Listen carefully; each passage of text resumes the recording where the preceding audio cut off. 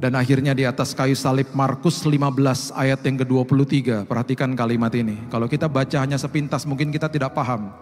Markus 15 ayat 23 adalah sebuah gambaran bagaimana dia memberitahu kepada kita, aku adalah Tuhan yang menjawab kebutuhan bukan keinginan. Markus 15 ayat 23 mengatakan, lalu mereka memberi anggur bercampur mur kepada dia, kepada Yesus. Dan Alkitab mengatakan dengan jelas, tetapi ia menolaknya. Tuhan pencipta alam semesta yang rela turun dari tahtanya dan kemuliaannya di sorga, lahir di bumi secara terhina, di kandang domba dan mati secara terhina pula. Semua ini dilakukan oleh karena satu alasan saja, untuk saudara dan untuk saya. 33 tahun ia mempersiapkan diri, 3,5 tahun ia menyampaikan kabar sukacita, 30 keping perak ia dihianati, 3 kilometer dia pikul salib, 3 paku ditancapkan di tubuhnya, 3 liter darah dicurahkan, 3 hari ia ada dalam kematian. Dan pada hari ini ada 3 kata yang ia mau sampaikan kepada kita. Aku mengasihi kamu. Berikan tepuk tangan kita untuk Tuhan.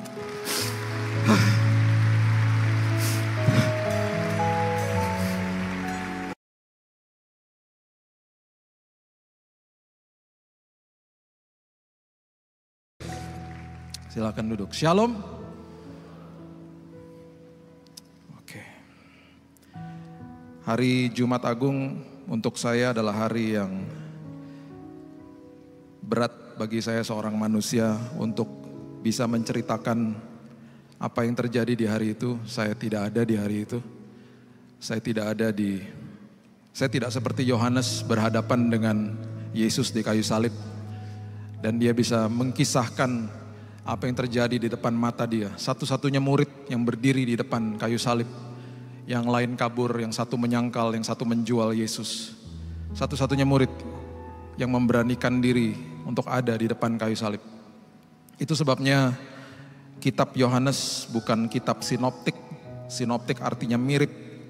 Matius, Markus, Lukas adalah kitab-kitab yang sangat similar atau mirip. Yohanes mempunyai sisi yang berbeda. Dia menulis dari sebuah pengalaman pribadi ketika dia berhadapan dengan kayu salib. Billy Lantang tidak ada di sana. Saya membaca, saya minta tuntunan Roh Kudus untuk bisa mengkisahkan ini kepada kita, dan saya minta Roh Kudus untuk menjelaskan lebih dalam lagi kepada saudara pada hari ini. Hari yang penuh dengan pastinya air mata ketika memikirkan apa yang terjadi di hari itu, plus juga sangat bahagia karena ada hari itu kehidupan kita memiliki pengharapan. Semua yang kita rayakan di hari itu, semua itu dimulai dari Kejadian pasal yang kedua, dimulai dari ayat yang ke-7. Semua yang kita rayakan di hari ini dimulai dari sebuah kalimat yang Tuhan utarakan kepada manusia, khususnya kepada pria saat itu.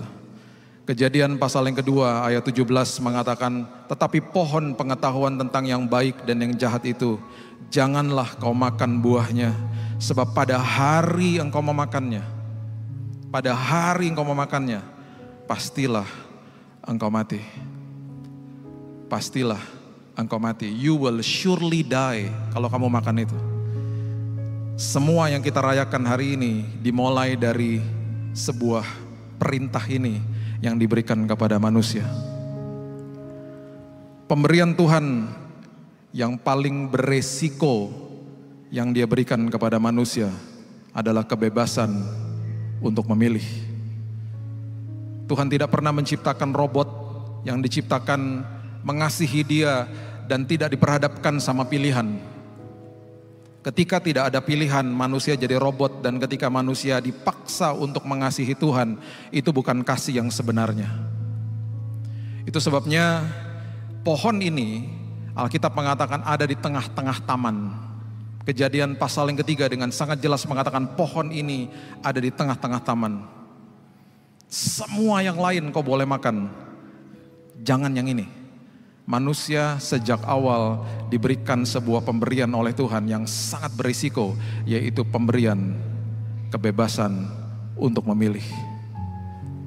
Dan Tuhan katakan, kalau kamu memilih mengasihi aku, hidup taat kepada aku, itulah kasih yang sebenarnya, karena kasih adalah keputusan bukan perasaan. Dan kata pastilah engkau mati atau surely you will die itu sangat-sangat dalam. Pada awalnya kematian sudah ada. Pada awalnya kematian sudah ada. Tetapi kematian tidak punya kuasa untuk membunuh manusia. Kematian sejak awal sudah ada, tetapi kematian tidak punya kuasa untuk membunuh manusia. Selama manusia taat, manusia tidak akan memberikan kuasa kepada kematian untuk membunuhnya. Karena kuasa kematian itu adalah dosa. Selama manusia tidak berdosa saat itu, selama manusia patuh sama apa yang Tuhan katakan, manusia tidak akan memberikan kuasa itu kepada dosa untuk membunuhnya. Itu sebabnya Tuhan katakan jangan berdosa. Jangan makan itu. You will surely die. Bukannya Tuhan membunuh manusia, bukan. Tapi Tuhan memastikan bahwa kalau kamu makan itu, kalau kamu berdosa, kamu memberikan kuasa kepada kematian untuk membunuhmu. Jangan. Kematian sudah ada, tetapi kematian posisinya mati. Tidak berkuasa atas manusia. Kita sudah tahu kisah ini, akhirnya manusia dibohongi dan manusia percaya sama kebohongan iblis dan manusia makan dari buah itu. Dan ketika manusia makan dari buah itu, Tuhan tidak pernah bisa mengatakan, aduh, kenapa kamu makan? Kamu tahu nggak bahwa akan ada pengorbanan, proses pengorbanan yang begitu panjang. Aku harus memberikan anakku yang tunggal untuk menyelamatkanmu dan seterusnya dan seterusnya. Tuhan tidak bisa riset. Tuhan tidak bisa katakan kepada manusia, oh oke, saya berikan kamu dispensasi. Besok ketika kamu hidup dan bangun pagi, kita mulai dari nol. Jangan dimakan buah ini, bahaya. Tuhan tidak bisa begitu.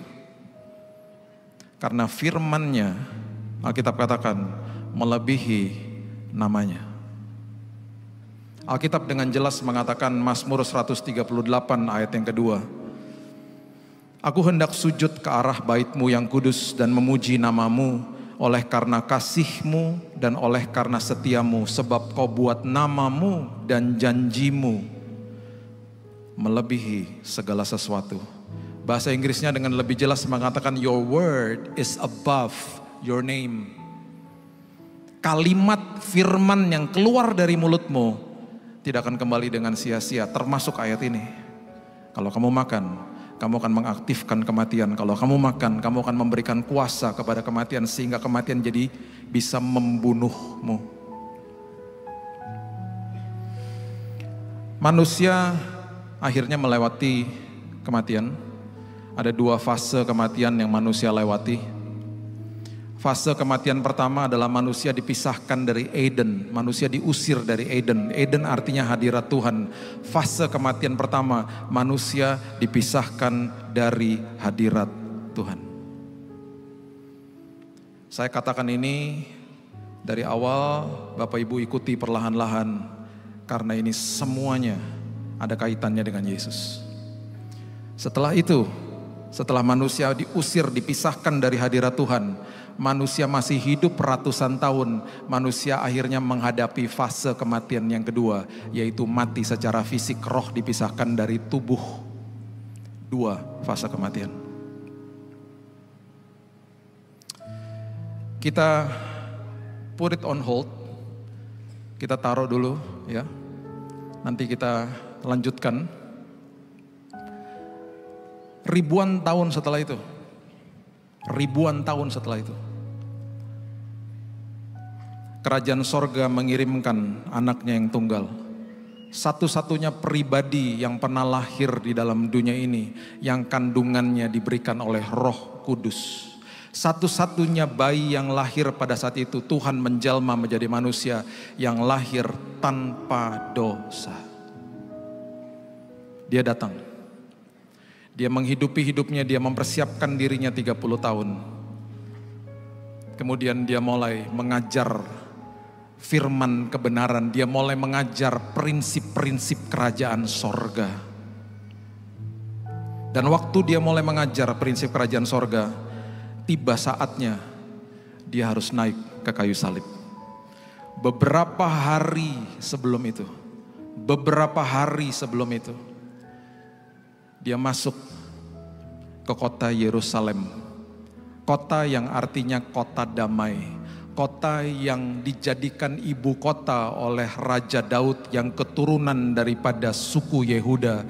Dan waktu itu dia memilih untuk Yerusalem menjadi ibu kota karena dianggap sebagai kota yang netral. Karena sebelum dia yang memimpin adalah Raja Saul yang berasal dari suku Benyamin. Dan kota ini ada di perbatasan antara wilayah Benyamin dan wilayah Yehuda. Itu sebabnya Yerusalem itu sudah digadang-gadang dari dulu, itulah kota damai. Beberapa hari sebelum Yesus naik ke kayu salib, dia masuk ke kota Yerusalem di atas keledai. Dan ketika dia masuk ke kota Yerusalem, Alkitab mencatat dengan sangat jelas, Yohanes pasal yang ke-12 ayat yang ke-13, manusia rakyat Yerusalem mengatakan mereka mengambil daun-daun palem dan pergi menyongsong dia sambil berseru-seru. Perhatikan ini. Sambil berseru-seru, Hosana, diberkatilah dia yang datang dalam nama Tuhan, Raja Israel. Tahukah Bapak Ibu bahwa warga Yerusalem berteriak Hosana yang artinya save us, selamatkan kami dari opresi atau penjajahan Romawi. Itu sebabnya dia katakan Raja Israel, Hosana, save us, selamatkan kami dari opresi penjajahan Romawi. Yang mereka teriakan adalah keinginan mereka. Dan ini yang perlu kita sikapi pada hari ini. Yesus datang bukan untuk semata-mata menjawab keinginan manusia. Dia datang untuk menjawab kebutuhan manusia. Mereka tidak sadar bahwa mereka memerlukan pembebasan dari penjajahan dosa dalam hidup mereka. Yang mereka teriakan adalah save us, selamatkan kami dari penjajahan Romawi. Ayo dong, buat kota kami damai. Mereka lupa bahwa yang harus memiliki damai dan breakthrough dan terobosan terlebih dahulu adalah hidup mereka diperdamaikan dengan Tuhan. Karena sudah terjadi dosa pada saat itu, Tuhan berseberangan dengan manusia. Tuhan membutuhkan imam besar untuk jadi mediator bagi manusia. Mereka lupa bahwa mereka yang harus diperdamaikan dengan Tuhan, supaya mereka akhirnya bisa membawa damai ke dalam kota mereka. Semuanya terbalik. Dan itu masih menjadi sikap banyak manusia di dalam hari-hari ini. Manusia mengejar keinginannya, bukan kebutuhan untuk diselamatkan. Tadi Bapak Gembala, Pak Aswin sudah katakan kepada Bapak Ibu sekalian. Banyak orang yang berlari seperti anak bungsu, mengejar keinginannya. Tidak paham bahwa kebutuhan dia adalah bersama dengan bapaknya di rumah. Tidak paham bahwa kebutuhan utama manusia adalah keselamatan. Dan sesudah diselamatkan, kebutuhan utama adalah sekolah kehidupan bersama dengan Kristus.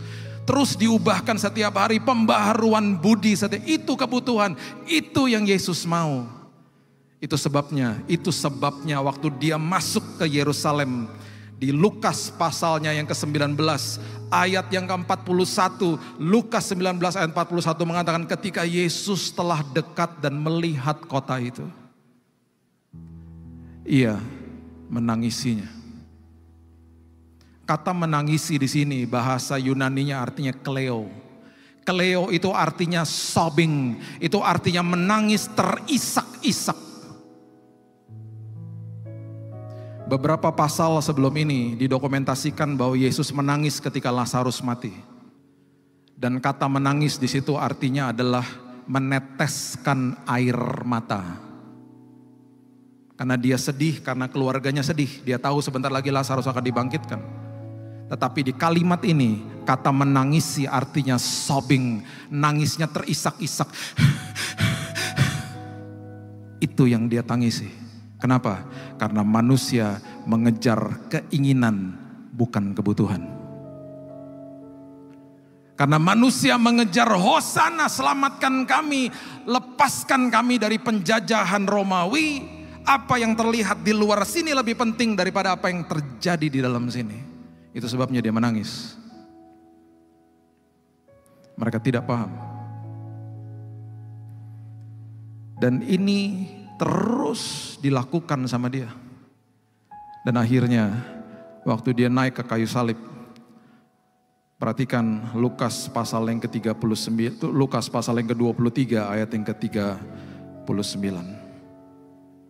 Lukas pasal yang ke-23 ayat yang ke-39. Perhatikan kalimat ini. Seorang dari penjahat yang digantung menghujat dia. Katanya, bukankah engkau adalah Kristus? Selamatkan dirimu dan kami. Keinginan manusia. Katanya hebat. Ayo dong selamatkan kami. Keinginan, kepentingan pribadi. Selamatkan dirimu dan saya, turunkan kami dari kayu ini, dari kayu salib ini. Perhatikan si penjahat yang kedua. Dia paham bahwa Yesus datang menjawab kebutuhan, bukan keinginan. Dia katakan begini, Lukas 23 ayat 42 dan 43 mengatakan, lalu ia berkata, Yesus, ingatlah akan aku apabila engkau datang sebagai raja. Bukan seperti raja yang diteriakan oleh orang-orang di kota Yerusalem yang ingin dibebaskan dari opresi penjajahan Romawi, bukan. Apabila engkau datang sebagai raja atas hidupku. Langsung penjahat ini tidak pernah memiliki kesempatan untuk datang beribadah di rumah ibadah. Penjahat ini tidak pernah menghidupi hidupnya, gak punya kesempatan hidupnya untuk menghidupi firman Tuhan. Gak pernah. Tapi di ujung daripada kehidupan dia, dia katakan, aku tahu engkau datang menjawab kebutuhan, bukan keinginan. Engkau datang sebagai raja atas hidupku. Gak apa-apa aku dihukum mati. Gak apa-apa apapun yang terjadi samaku. Kalau engkau datang sebagai raja, aku tahu aku pasti selamat. Terserah mau bagaimana caranya, aku pasti selamat. Itu sebabnya keluar kalimat ini, ayat 43. Yesus katakan kepadanya, aku berkata kepadamu, sesungguhnya hari ini juga engkau akan ada bersama-sama dengan aku di dalam Firdaus. Setiap dari kita yang mengejar kebutuhan terlebih dahulu, mengejar kerajaan Allah dan kebenarannya, walaupun kita masih ada di dunia, datanglah kehendakmu di sorga seperti di bumi. Kita akan mengalami sorga walaupun kita masih hidup di dalam bumi ini. Karena yang kita kejar adalah kebutuhan. Yang kita kejar adalah Tuhan tolong saya supaya saya cakap mengelola keluarga saya, keuangan saya, kehidupan saya. Saya mau jadi orang Tuhan yang diubahkan sama Tuhan ketika ada masalah terjadi sama hidupku. Itu adalah orang-orang yang mengerti bahwa Tuhan menjawab kebutuhan, bukan keinginan. Setelah itu, setelah beres di dalam sini, baru hal-hal yang lain dikasih. Itu sebabnya kejarlah keselamatan. Kejarlah pemulihan hidup. Kejarlah hal-hal justru yang tidak terlihat.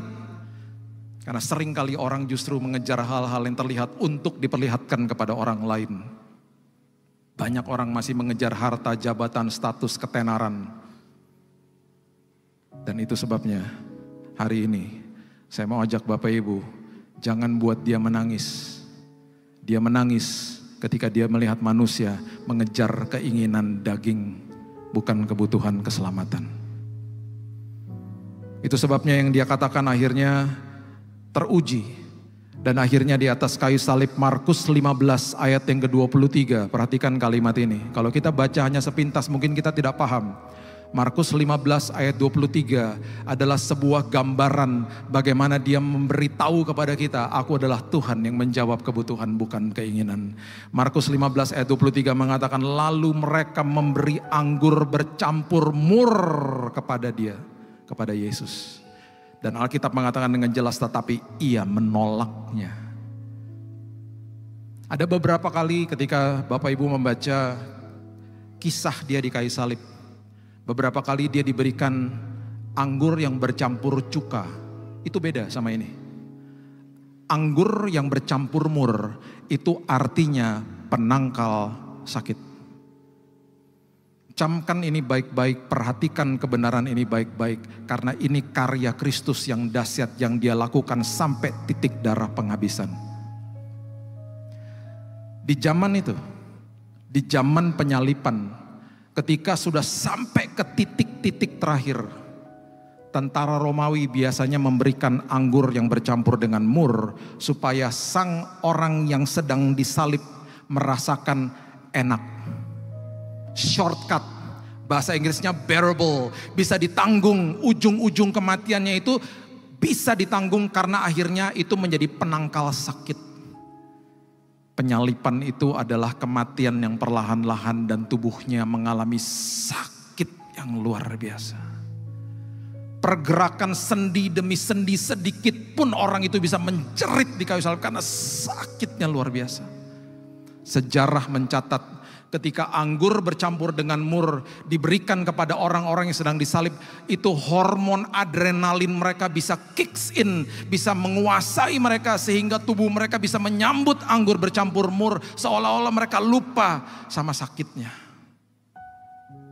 Dan momen-momen seperti begini biasanya dinanti-nantikan oleh orang-orang yang sedang disalib. Kenapa? Karena tubuh kita memiliki dan sudah didesain untuk memiliki keinginan untuk tidak sakit. Itu sebabnya ketika kita pegang tekok panas di dalam dapur pagi hari, ketika kita pegang pasti tubuh ini karena sudah didesain untuk mempunyai keinginan tidak mau sakit, kita pasti kita pasti begitu. Gak ada orang pegang tekok panas, tangannya tetap begini, gak ada. Pasti dilepasin.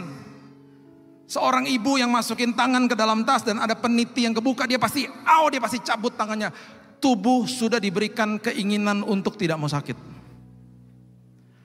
Satu hari saya jalan di sebuah kota Anaheim dengan anak-anak waktu masih kecil.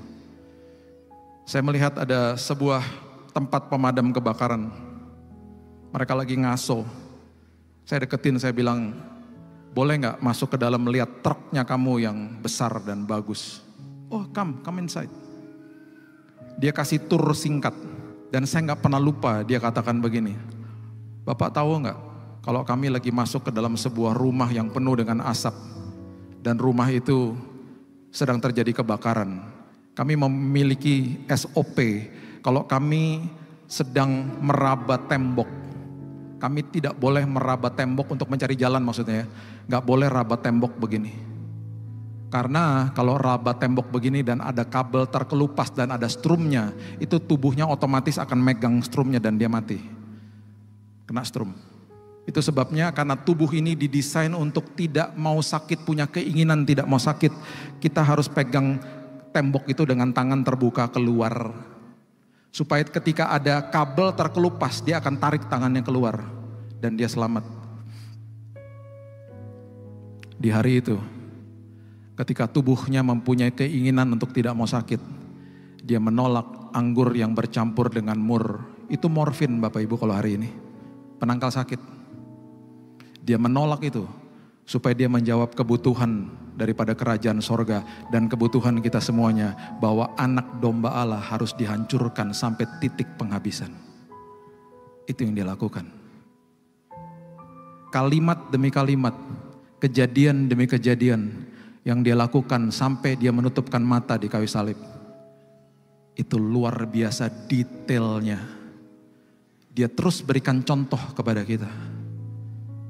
Dan itu sebabnya kita bisa katakan karyamu besar Tuhan.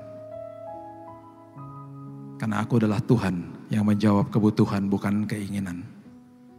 Keinginanmu nanti aku akan tambah-tambahkan kalau kebutuhanmu sudah beres.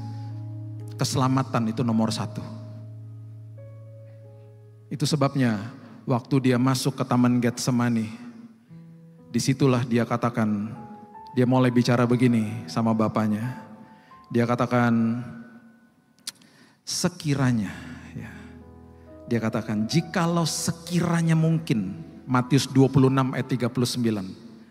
Biarlah cawan ini lalu daripadaku, tetapi janganlah seperti yang kau kehendaki, melainkan seperti yang kau kehendaki. Itu bukannya berarti dia tidak mau naik ke kayu salib. Ini dia lagi mau melewati fase kematian pertama yang tadi kita bahas di awal. Sebentar lagi dia akan dipisahkan dari hadirat Bapanya. Sama seperti manusia ketika dipisahkan dari hadirat Tuhan dan kemudian mengalami kematian secara fisik, Yesus pun mengalami hal yang sama. Karena penebusan itu A diganti A, B diganti B. Itu yang terjadi. Itu sebabnya akhirnya ketika dia naik ke kayu salib, dia berteriak dengan luar biasa di kayu salib. Kira-kira jam 3, Matius 27 ayat 46. Matius 27 ayat 46. Berserulah Yesus dengan suara nyaring, Eli Eli lama sabachthani, yang artinya Allah Allahku mengapa engkau meninggalkan aku, why have you forsaken me. Pertama kali seumur hidupnya dia dipisahkan dari hadirat Bapanya.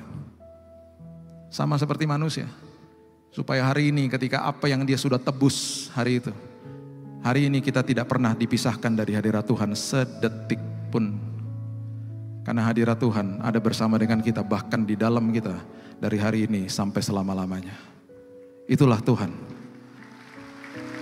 Dia memisahkan dirinya dari hadirat Bapanya. Sampai-sampai di Taman Getsemani dia mengalami proses yang namanya hematohidrosis, peluh bercampur darah. Dr. Frederick Zugibe mengatakan itu adalah tingkat stres yang paling akut ketika pembuluh darah pecah. Kenapa? Karena dia tahu sebentar lagi dia akan terpisah dari hadirat Bapanya. Dan itu adalah sesuatu beban yang sangat berat bagi dia. Sekiranya ada jalan yang lain supaya aku tidak terpisah dari hadirat-Mu. There is no other way. Pengorbanan tetap harus berjalan. Proses hematohidrosis ketika diselidiki oleh Dr. Frederick Zugibe, dia katakan banyak manusia yang belum sampai ke titik stres yang sudah akut dan gak pernah sampai ke titik itu, manusia sudah bunuh diri. Yesus melewati titik stres yang paling akut supaya hari ini kita hidup di dalam kemenangan. Tidak di dalam depresi, tidak di dalam stres, karena ada damai sejahtera dan sukacita yang Dia sudah siapkan bagi kita. Itulah Yesus.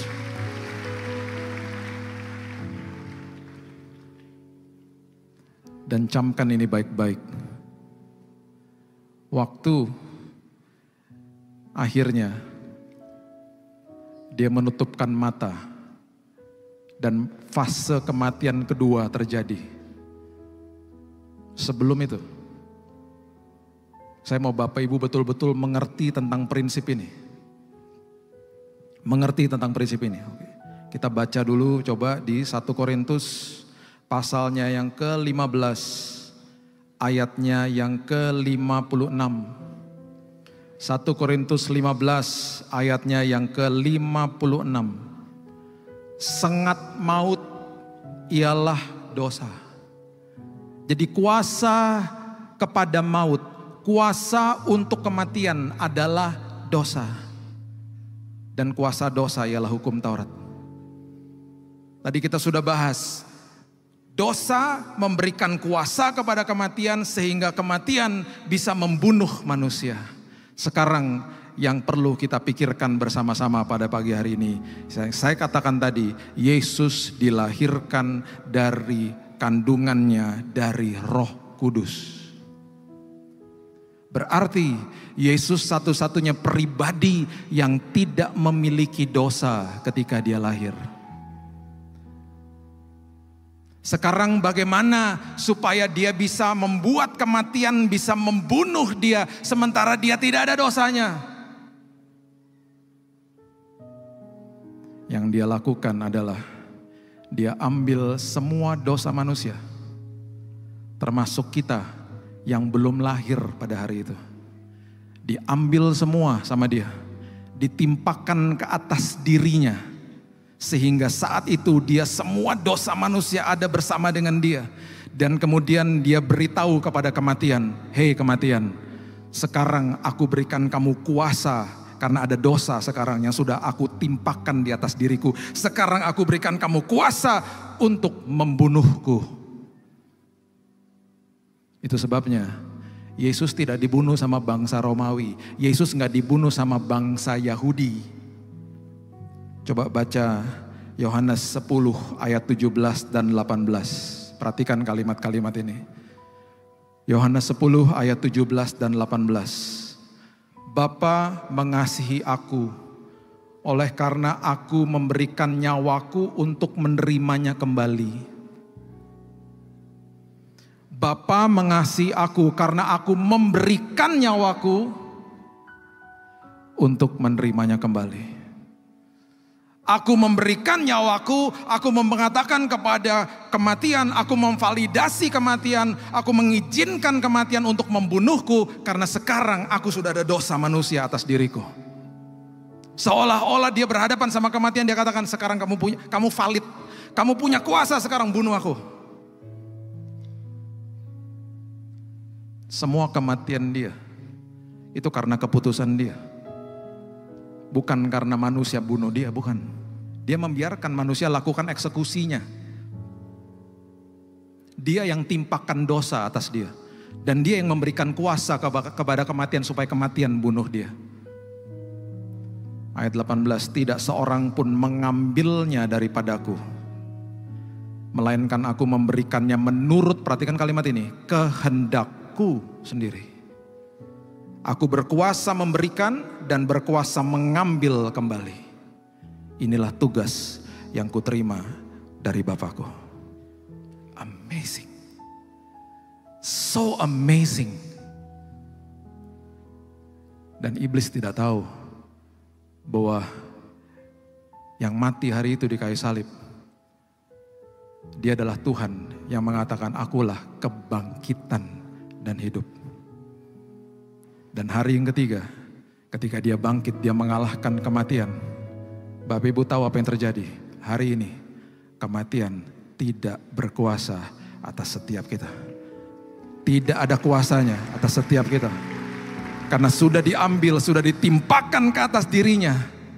Sehingga nanti kalau kita menutupkan mata di dunia ini, di detik yang sama, kita bangkit di pangkuan Bapa di sorga. Karena kematian tidak ada kuasanya.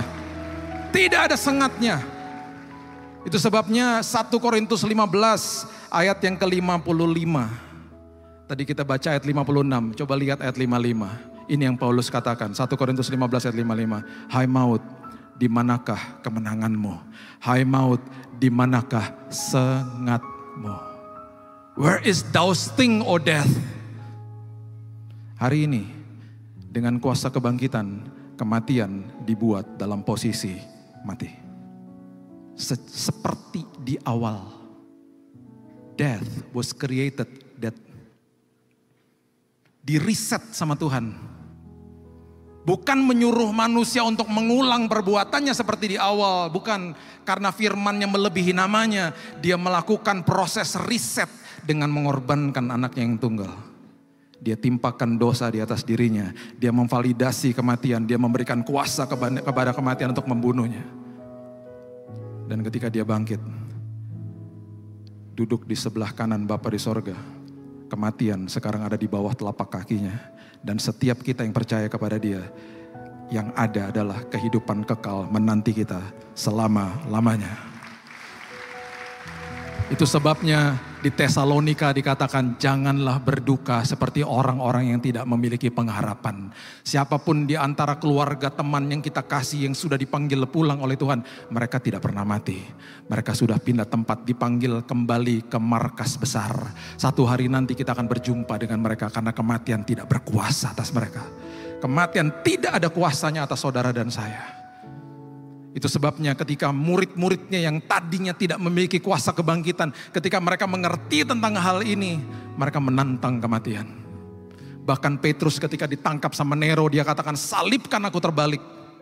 Petrus yang tadinya pengecut, dia bilang, salibkan aku terbalik. Aku tidak pantas disalibkan seperti guruku, seperti my master.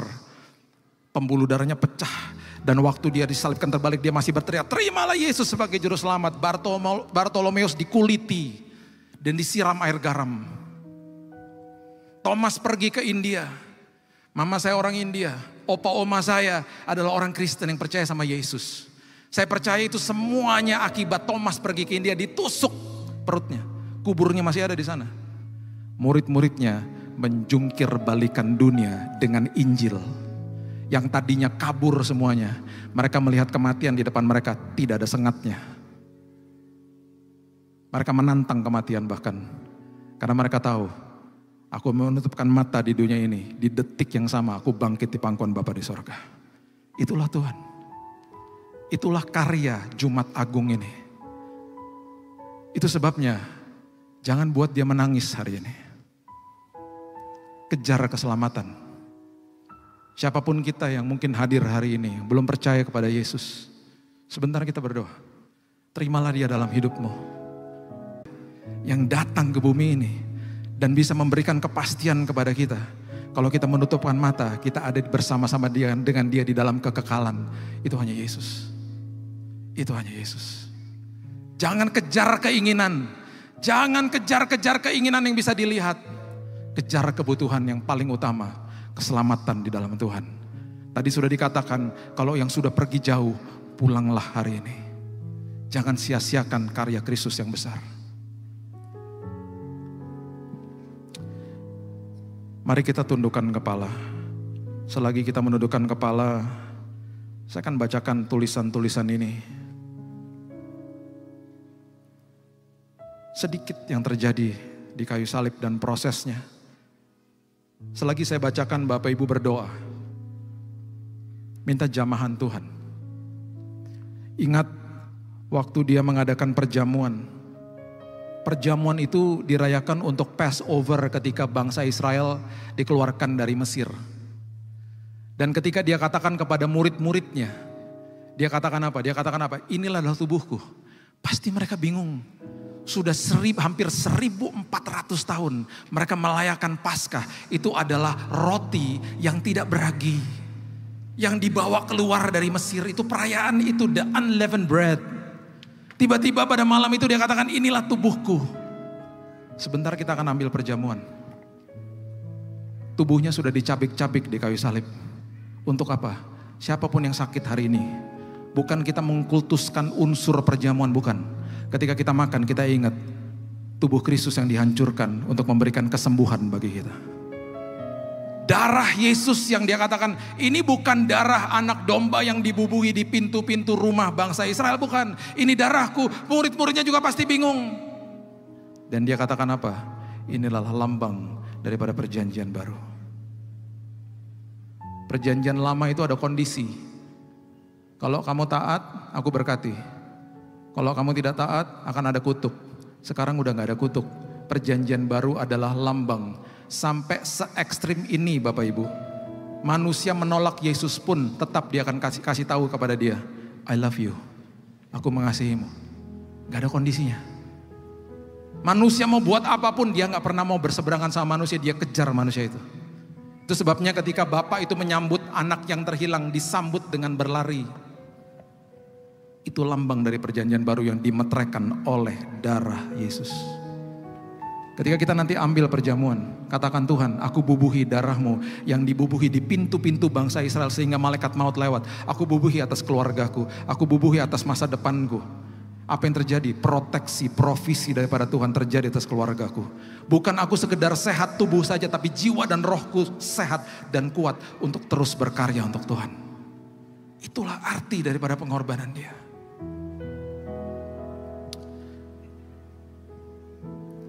Sebagaimana dicatat dalam Matius dan Markus, sebelum disalibkan,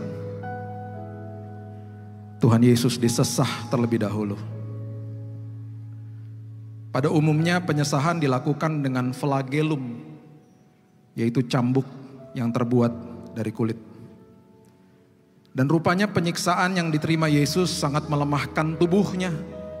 Sebab bukan saja ia menerima cambukan, tetapi juga pemukulan dengan sebuah tongkat atau buluh. Kitab Markus menggambarkan bagaimana grafik tentang pemukulan tersebut yang terungkap dengan jelas dalam Alkitab berbahasa Inggris, terjemahan NIV. Yakni mereka memukul kepalanya dengan sebuah buluh. Dan di dalam Alkitab bahasa Inggris dikatakan again and again, berulang kali. Dan selain itu para serdadu juga membuatkan mahkota duri yang kemudian ditaruh di atas kepala Tuhan Yesus. Mahkota tersebut dianyam dari sejenis akar berduri yang ditumbuh di tanah Palestina. Sudah tentu duri yang menancap di kepala Tuhan Yesus akan menyebabkan pendarahan. Dan ketika dia mengalami pendarahan pula akibat dari pencambukan. Ia pun mulai kehilangan darah sebelum ia disalibkan. Ditambah dengan persidangan yang maraton di malam sebelumnya yang membuatnya tidak tidur. Sehingga tubuh Yesus menjadi sangat-sangat lemah. Itulah sebabnya ia tidak kuat lagi menyandang kayu salib yang akan digunakannya untuk menyalibnya. Sehingga para serdadu memaksa Simon orang Kirene untuk ganti memikul salib itu. Berbeda dengan gambar yang sudah lama beredar, ternyata Tuhan tidak membawa salib yang utuh, tapi batang salib yang vertikal sudah tertanam secara permanen di bukit penyalipan Golgota. Dan yang dipikul oleh Tuhan adalah batang kayu horizontal atau yang dikatakan patibulum. Berat batang kayu ini bisa sekitar 20 kilo. Sebelum disalib, terhukum akan ditelanjangi terlebih dahulu. Dan itulah yang terjadi pada Tuhan Yesus.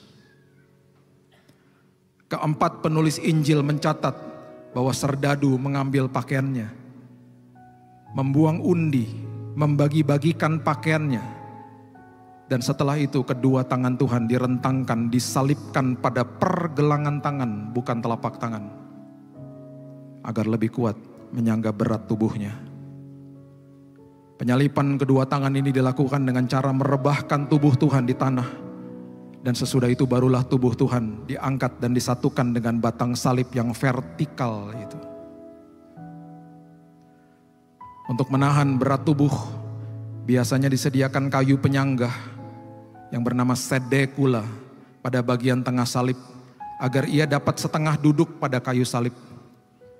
Berdasarkan penemuan arkeologis jenazah seorang yang disalib di sekitar Yerusalem yang hidup antara 7 sampai tahun 66 Masehi, ternyata kaki yang terhukum tertekuk pada lututnya sehingga kedua tumitnya akan berada di bawah. Kedua tumit kaki disejajarkan lalu dipaku dengan sebilah paku besi pada batang salib. Tampaknya itulah yang terjadi pada Tuhan tatkala ia disalib. Sudah tentu keadaan kaki yang tidak terentang lurus dan harus bengkok itu akan membuat kakinya kejang-kejang dan kram. Wayne Grudem menulis dalam majalah Decision bahwa kematian di kayu salib merupakan kematian secara perlahan-lahan akibat kehabisan oksigen. Lengan yang direntangkan ke atas membuat terhukum sulit mengambil nafas. Setiap kali ia ingin bernafas, ia pun terpaksa mengangkat tubuhnya sedikit dengan menggunakan kakinya. Pada saat tubuhnya sudah terangkat, otot-otot di lengannya akan menjadi sangat lemas. Dan keadaan ini akan memudahkannya untuk menarik napas. Namun gerakan ini akan menimbulkan rasa sakit di kakinya. Karena dengan gerakan ini berarti ia harus menumpukan berat tubuhnya pada kedua tumitnya yang terpaku di salib. Penyalipan menimbulkan rasa sakit yang tak terbayangkan, mulai dari proses pemakuan kaki sampai kepada menggantungkan tubuh pada kaki dengan tangan yang dipaku. Setiap tarikan nafas akan membuat terhukum merasa sakit yang luar biasa di urat syaraf, tangan dan kakinya. Selain itu ia pun akan merasakan sakit karena setiap kali bernafas ia harus menggesekkan punggungnya yang terluka akibat cambukan pada kayu yang kasar. Wayne Grudem menjelaskan bahwa ada kalanya terhukum akan hidup berhari-hari meski dalam kondisi setengah mati dengan rasa tercekik akibat kekurangan oksigen. Itulah sebabnya serdadu Romawi biasanya mematahkan kedua kaki terhukum guna mempercepat kematiannya. Dalam kasus Tuhan Yesus, kedua kakinya tidak dipatahkan karena kematiannya yang relatif cepat akibat penyiksaan yang dialaminya.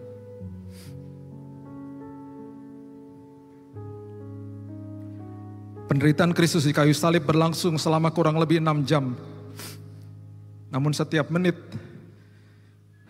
dan setiap detik tubuhnya menderita sakit yang amat sangat. Kematian di kayu salib merupakan hukuman mati kekaisaran Romawi yang diperuntukkan bagi para budak dan kriminal kelas berat dan bukan warga Romawi. Dengan kata lain, penyaliban merupakan hukuman mati yang terhina.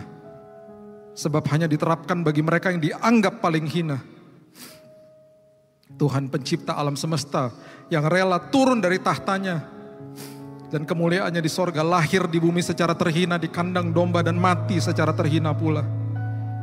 Semua ini dilakukan oleh karena satu alasan saja, untuk saudara dan untuk saya. 33 tahun ia mempersiapkan diri. 3,5 tahun ia menyampaikan kabar sukacita. 30 keping perak ia dihianati. 3 kilometer dia pikul salib. 3 paku ditancapkan di tubuhnya. 3 liter darah dicurahkan. 3 hari ia ada dalam kematian. Dan pada hari ini ada 3 kata yang ia mau sampaikan kepada kita. Aku mengasihi kamu. Berikan tepuk tangan kita untuk Tuhan.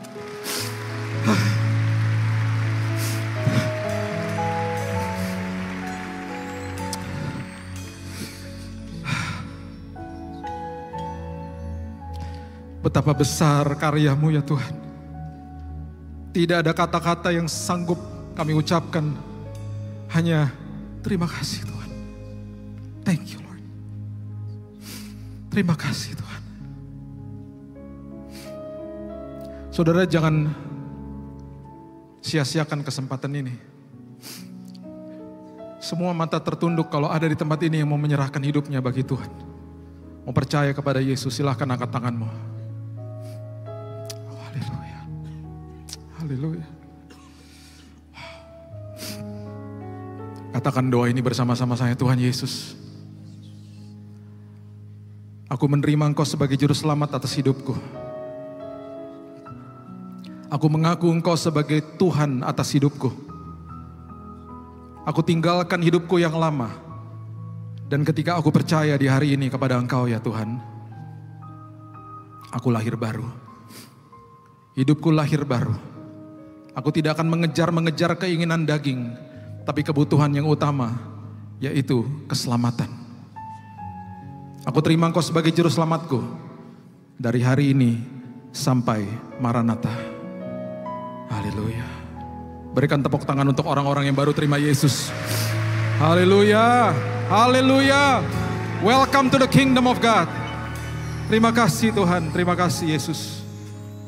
Terima kasih buat hari yang luar biasa. Terima kasih buat keselamatan. Terima kasih bahwa hari ini tidak pernah sedetik pun Kau tinggalkan kami. Dan terima kasih Tuhan, ketika nanti pada akhirnya kami menutupkan mata Tuhan, di detik yang sama kami bangkit di pangkuan Bapa di sorga. Karena kematian tidak ada kuasa atas kehidupan kami. Terima kasih buat dosa-dosa kami yang sudah ditimpakan atas tubuh-Mu ya Tuhan. Terima kasih buat pengampunan, terima kasih buat pengorbanan. Engkau dahsyat, Engkau luar biasa. Dan inilah hidup kami. Kami gak mau buat Tuhan menangis. Karena mulai dari hari ini sampai selama-lamanya, kebutuhan keselamatan itu yang paling utama atas hidup kami. Sekolah kehidupan itu yang paling utama Tuhan. Perubahan karakter itu yang paling utama Tuhan. Kami tidak akan lagi ngejar-ngejar hal-hal yang terlihat. Tapi justru kehadiran Tuhan yang ada di dalam kehidupan kami menjadi kebutuhan yang paling utama. Terima kasih Bapa. Terima kasih Yesus. Hanya di dalam nama Tuhan Yesus. Nama yang sangat indah. Nama yang membebaskan. Nama yang menyelamatkan kehidupan kami. Dari hari ini sampai Maranatha. Kita sudah berdoa dan mengucap syukur, kita sama-sama katakan, amin, haleluya.